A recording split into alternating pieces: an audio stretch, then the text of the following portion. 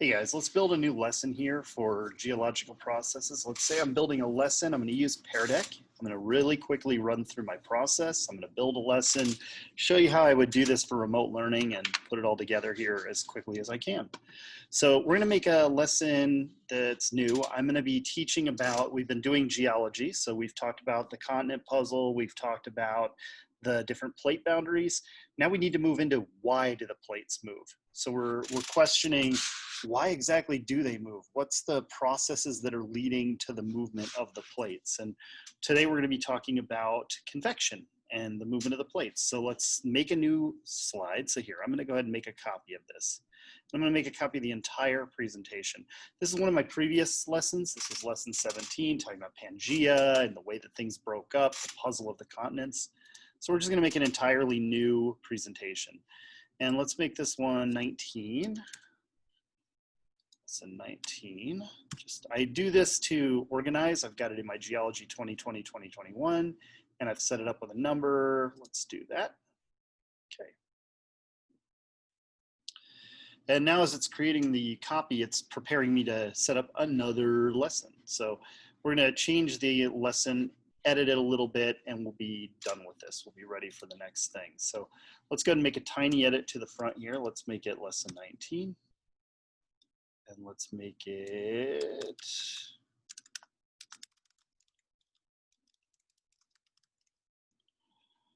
why do the plates move? How about no.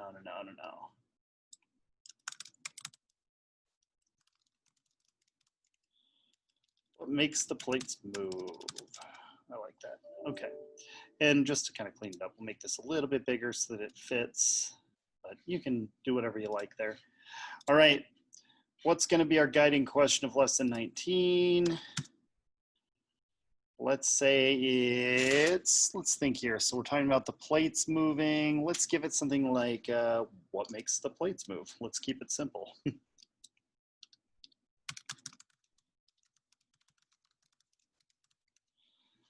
right, and oops, let's hit the back button. I just moved something I didn't mean to move.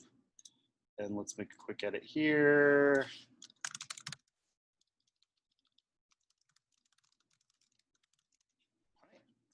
Now, we've got a few slides here that I probably want to keep right now because we want to kind of review some of these things every time we get in.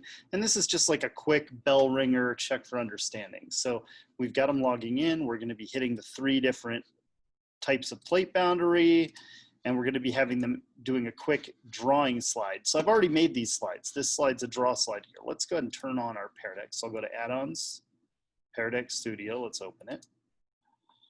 So our Peardeck's going to be open, ready to work.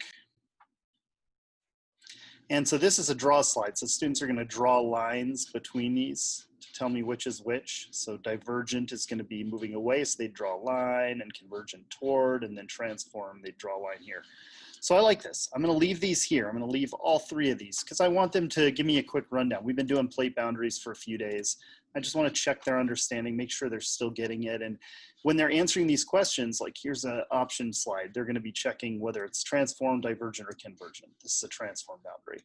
So when they say that, if they pick the wrong one, I'm going to sort of get on that as I'm presenting. I'm going to see that they're not getting it, and I'll be like, okay, guys, now let's remember this one's moving side to side. We can see it's moving.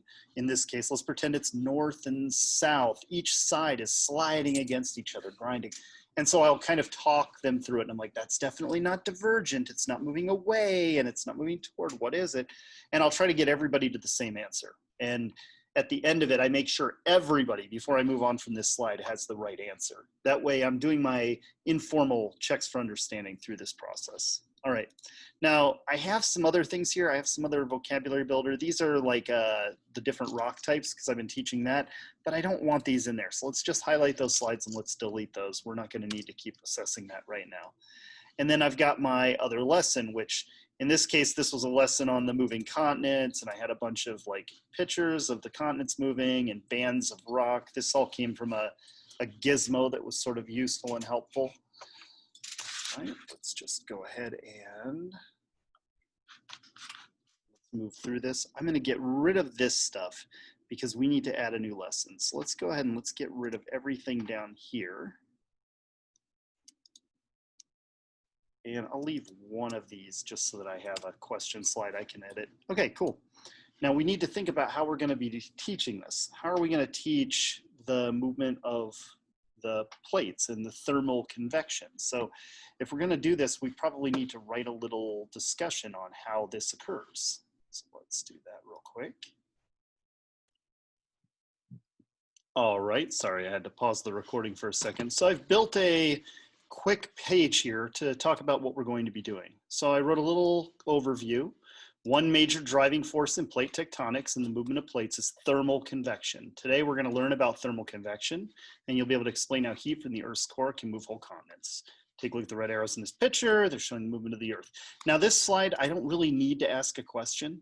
I could ask a question. I could ask something about this, but I'm not going to right now. Like I could ask, what kind of boundary is it showing here in the middle?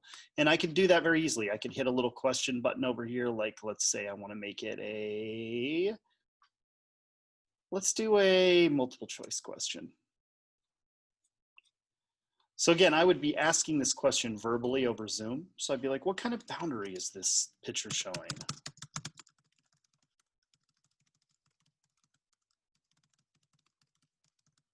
And I enter my things and hit update slide. And now instantaneously, this has become a multiple choice question slide. So I'm asking them that question, I'll be able to see the answers in real time. Now, maybe I don't want this slide to actually be smaller for that multiple choice. Maybe I want to show this slide full screen first and then go to the multiple choice question. If I wanted to do that, it's pretty easy to do. Let's just duplicate this slide. And now let's make the first slide not have that. So I'm just going to delete this bottom bar that popped up for Peardeck. Now when I'm moving forward, I'll show this full screen.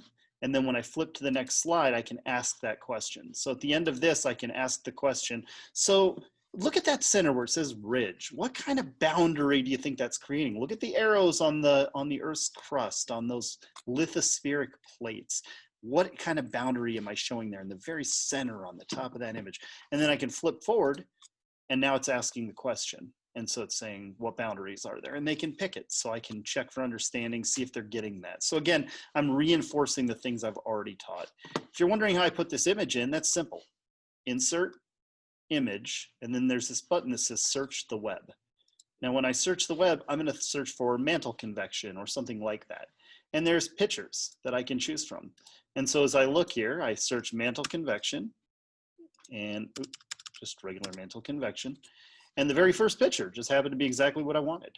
But I mean, I could easily scroll down, look at the other options, pick one that I like better, and I could use it.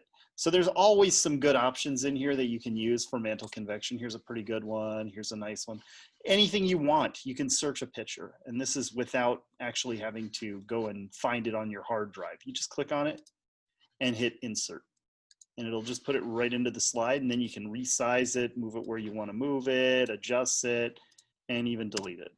So it's simple stuff. Okay, now let's move forward. We're going to talk about this thermal convection, but what I'm going to do at this point is I need to do an experiment of some sort. I want to conduct an experiment and show them how this works. Now, I'll be conducting this experiment in real time. So I'll do a convection experiment on camera in Zoom, but I also need to have an example of that available for the students. And right now I don't have an example recorded. So let's just grab one that's really good. Here's the thing. I can't use this link on YouTube. This link won't work. So to use YouTube in a Peardeck, you're going to go down here to share, and you're going to hit the embed button. So I'm going to hit embed. And then this is going to pull up a piece of code. And what I need from this big piece of code here is just this URL, this HTTPS www.youtube embed /. So just that, everything between these two little hash marks, quotation marks. So I'm going to copy that. I'm going to highlight it and copy it. Now I'm going to go back to my other window. So back to geological process lesson 19. And I'm going to go ahead and I'm going to make a new page here. Now let's see here. Let's do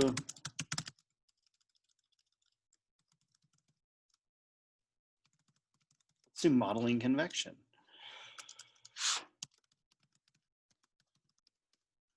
And then maybe we want a few things to be thinking about. Like for example, let's see.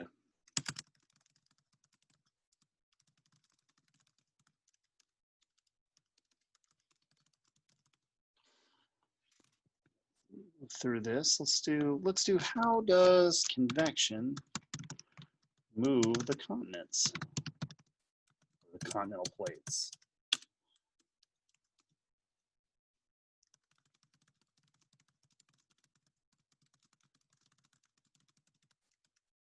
What direction does the convection cause the heat to flow?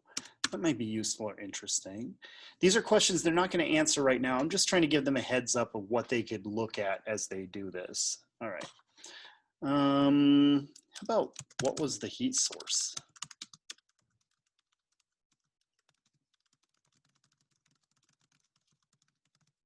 And that's going to lead me to, once I've asked what the heat source was in this experiment, maybe I could figure out what the heat source is in the Earth. And we could talk about the core of the Earth being super hot, but we'll get there. Now I'm going to hit add website. And the website I'm going to add is going to be the one that we just talked about. So the one I just took that embed code from. And when I punch it in here, if I've done it all right, when I put it in, it's going to pop up right here. So good, I've got it here. I'm going to update the slide. Now when I go to this slide, it's going to pop a YouTube video up there for them to watch. They're going to be able to hit play and watch that video.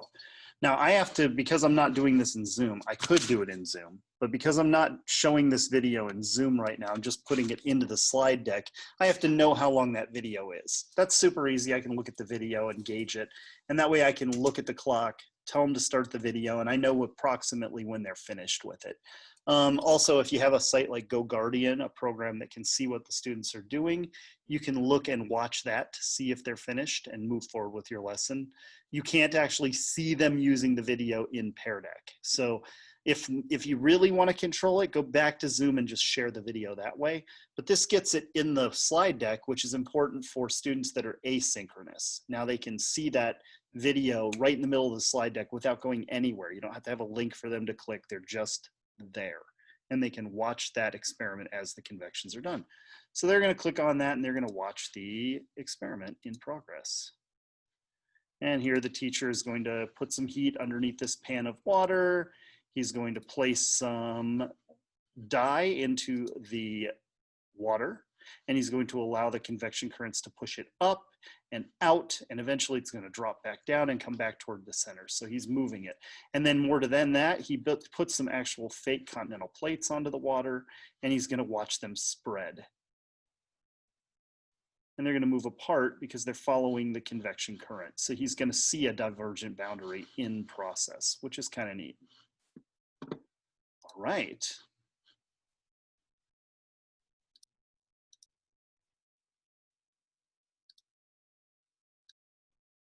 All right, so I've done my basics. I've got my website set up. I've got my video showing for them. I've got my explanation of what I'm looking for. Now I might want to start asking a few questions, because the students are probably going to have a few questions about what happened in that video. And I want to ask questions related to the video so that I can, make sure and check for understanding, that they understand what happened in that experiment. So I'm going to go ahead and I'm going to make a copy of this slide. And we're not going to use the website slide. We'll get rid of that. But we are going to talk a little bit about this and ask a question.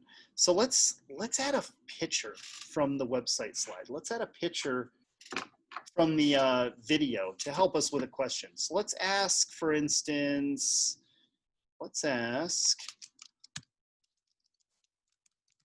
question: what kind of boundary did the teacher create in this experiment, right? And with my students, I like to make my questions red so they can see them, make them nice and big and red so that they know that this is a question they need to answer. And I tend to make them very large so that they can see it and really get it without any issues. And then I'm going to actually put the picture here on the left. Now I need a picture from that video. So let's go back to the video. We know we had this image right here where he's putting down the two pieces, right? and they were moving apart. So let's go ahead and let's take a snippet of this. And to do that, I'm gonna hold down the Windows button, and then I'm gonna hold down the Shift, and then I'm gonna hold down the S. Or if you're on a Mac, you're gonna hold down Command Shift 4. And then you're gonna get a snippet tool, which I'm gonna use to cut a picture out. And I'm just gonna, snip that. And then I'm gonna go back to geological processes, and I'm gonna paste it in. And now, let's make it a little smaller. And a little smaller. And let's just stick it right in here. And then since this is a simple question, I'm just looking for their answer. Let's just add a text box, for example. So they're gonna type their answer in the text box. Simple as pie. And again, all through this, I'm explaining what happened. As we're watching the video, as we finish it up, I can talk a little bit about it. I can ask questions about it, and we can move forward. So right there, I've made a simple picture. I've added it to my slide. Don't worry about the blue box, that won't be there. I've used my snipping tool to make just a snippet of an image. It only took me a second to do that. I mean, this isn't very hard to do at all. All right, so now let's make a couple more slides. Let's build a few more. So we've got our model, we did our convection. Let's take a picture here. So another question, what happened when the purple dye was added to the pan of water? And I'm looking for responses written here. So I'll be watching as they respond and looking at what they're saying, because I'm looking for a little bit of understanding here. I'm asking what happened? I want them to sort of describe it. And the water spread out, rolled back around underneath to the bottom middle again. And then let's do a couple more little slides. Let's show like a diagram. So here we've got heat in the middle, moving water in a pan, showing the movement of the water, up, out, down. And so we say, maybe I explain it here. And this sort of thing here, what I have written here, this is the sort of thing I'd be talking about in class. So I think about how would I explain this, and I write it down so that someone who's not here in real time can actually still do the assignment. And at the same time, I could add audio too. I could hit this audio button right here, and then I could read the slide, and then the student would have a button down here that would allow them to actually listen. So for example, here, I'll hit it, and I would add this to the slide. It'll bring up a little audio recorder. I can record it and then hit add audio to slide. So record, talk, add audio to slide, and I'm done. Pretty simple. And I do that for some of my slides to make them more readable. All right. So we keep using this, and now we're showing how it compares to like the Earth. So I found another image of the Earth. I just did the same thing, insert, and I did image, search the web, and I searched for convection Earth or something like that. And this was one of the first pictures, so I just put it right in. This is a beautiful little picture. You can see the tectonic plates, you can see the divergent boundary, you can see the convection currents from the Earth's core. And so in this way, I'm sort of building that sense making. I'm showing them, hey, look, it's doing the same thing that we saw in the pot, just on a much bigger scale. And then we move forward. Now, maybe I want to do something practical. I want them to show me that they sort of understand this. And I want to get their thoughts on this. I want to see them actually drawing. So I take one of my images from earlier. Obviously, this one was one of my boundaries. So we've been using the same boundary image for the last few lessons so they can show me they understand this is a divergent boundary. It's moving apart. So I'm using the same image. I just copied it. I clicked it, right-clicked, copied, right? And now I'm coming down here and I've made a new slide, and I say, use the draw tool to draw the convection currents under this divergent boundary. So I'm looking for them to draw me a current down here to show me there's a rotation and the movement away from each other. I'm trying to use this sort of as an informal check to see if they can actually draw it. Can they model it? And so I'd hit the draw slide here, and that's going to automatically input a draw slide to the deck. So now in a second here, it'll be done. This slide will be drawable. They can draw right on it with their tools. And I'll show you what that looks like in a minute. But the nice thing is, in one click, I've turned this into an interactive slide, and now they can draw and actually show me without talking or typing. They can draw a drawing and show me what this looks like, what the currents look like. And I can log in as a student as well and do the same thing. I could draw as well and show them my answer in Zoom so they could see how I would answer this question if I wanted it to be answered. I could make this bigger or smaller. I'm just going to leave it like that for now. So we could do this same thing. Let's duplicate this. Let's duplicate this entire slide. So I'm going to right click on the slide and I'm going to hit duplicate. And let's do the same thing with the other two boundaries. So here we've got a boundary that's moving. So I wonder what the arrows would look like here. So we're going to copy it. Let's go back down. Let's paste it in here. So once you've finished explaining one boundary, we can explain the next, and the one after that, and the one after that. So we just go ahead and click right on it. Let's delete the other image. Let's bring this one over. Oh. So now same idea. We've got a big box, big drawing. Draw the lithospheric plates. Draw them somewhere on here. By the way, if this is ever getting in the way down here, this Peardeck slide interactive, you can just pull that right off the screen and it'll still work. You can't delete it or you'll delete the fact that it's working, but you can just yank it down here and then it won't show up for the student. Cool. So here they would be drawing their circle here and their circle here, kind of showing the two are being pushed together. And we're ending up with this two plates moving toward each other. And obviously, it isn't just the convection current doing that. You've got slab pull. We're going to get into that later on. We'll talk about gravity and its effect on these tectonic plates, especially during subduction in a future lesson. I like that. So again, we've now got a few practical examples. And now maybe we'd move into something a little more thought processed. And this one's going to be a little tricky for the students. What do you think, based on what you know about plate tectonics and convection currents, what do you think is happening to the currents beneath a transform boundary? Oh, and you know what?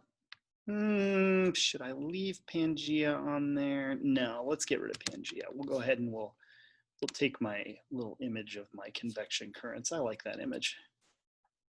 Let's copy that. Let's put it on the front.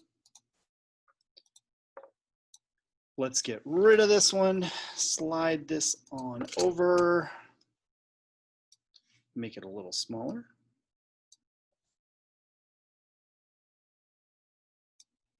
And then the pencil's behind it, so let's right click on the pencil and change its order. Order, bring to the front.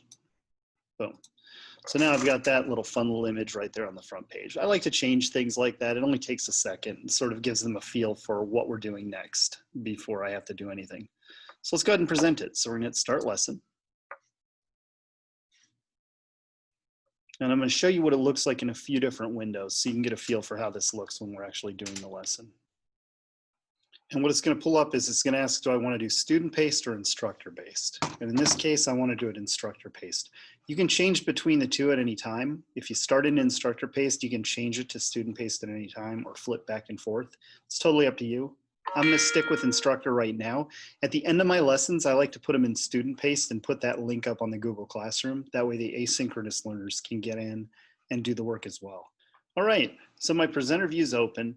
I'm going to give the students a link right here.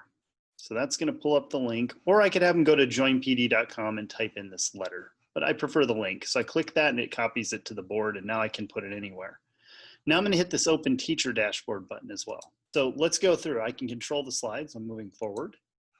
And on the student view, I'm going to see the slides and have the controls that I can use. So in this case, I'd take my color and I could sit here and say, okay, I'm going to use a line tool. Convergent is moving toward each other, divergence moving away, transform boundary, boom. And just like that, I've put all three answers. Now, let me share my teacher dashboard so you can see what that looks like. So the teacher dashboard can be opened on a different device or different window. Let's do a share of my teacher dashboard. Or you can see mine's here, my answer's here. You can see that my questions are all done and I've drawn my lines. I could sort them in a grid so I could see a bunch of them at once. I could stack them, which is great if you have them dragging dots or moving things. You can kind of see if they're all stacked up. And then a list layout, which I could scroll up or down on. And I can see this for every question, everything. I can see the answers up and down the document. So pretty simple. All right, so again, we're moving through, we're answering questions, we're doing our informal assessment, we're finding out what they have to say about these things. We're showing them every single step of the way. We're talking to them. When we get to our modeling of convection on the student end, they're seeing it right here. And they can hit play and they can watch that whole video that we just talked about. So at this point, the student's able to see everything that there is to see about the same lesson that we were just talking about. It just opens up right in their window. I didn't have to send them to this. It just shows up. It's just there.